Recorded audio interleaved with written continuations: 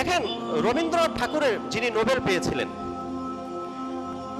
ওনার পত্রিকার মধ্যে বড় করে আসলেন যে উনি কি ডিপ্রেশন নামক মানসিক রোগে আক্রান্ত। ডিপ্রেশন এমন একটা রোগ যে নোবেল বিজয়ীকেও ছাড়েন। সো আপনি আপনার ডিপ্রেশন, হতাশা নিয়ে কনসার্ন হন, because it's a silent killer. আপনাকে সে ভিতরে ভিতরে শেষ করে ফেলবে।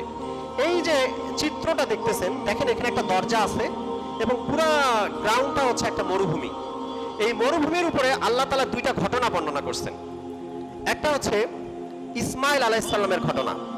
তার স্ত্রী এবং দুধের শিশুকে সে যখন মরুভূমিতে রেখে চলে যাচ্ছিল, তখন তার স্ত্রী হাজেরা বলতেছিল, হে ইব্রাহিম, আপনি এই মরুভূমিতে কার কাছে আমাদেরকে রেখে যাচ্ছেন?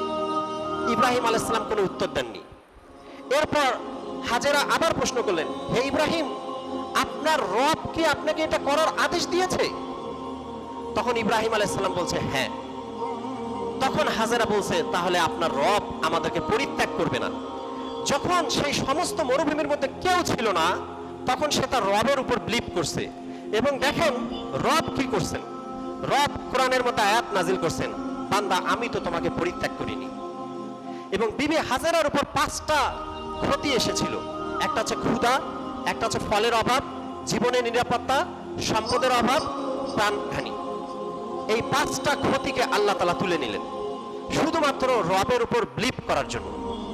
এরপর এই সেই মরুভূমি যেখানে ইউসুফ আলাইহিস সালামকে তার নিজের ভাইরা কুয়ার মধ্যে ফেলে দেন। দেখেন, লাইফে বেশি হতাশ হবেন না। আল্লাহ তাআলা হতাশ হতে বারণ করেছেন। লাইফে হতাশ হওয়ার কিছু নাই।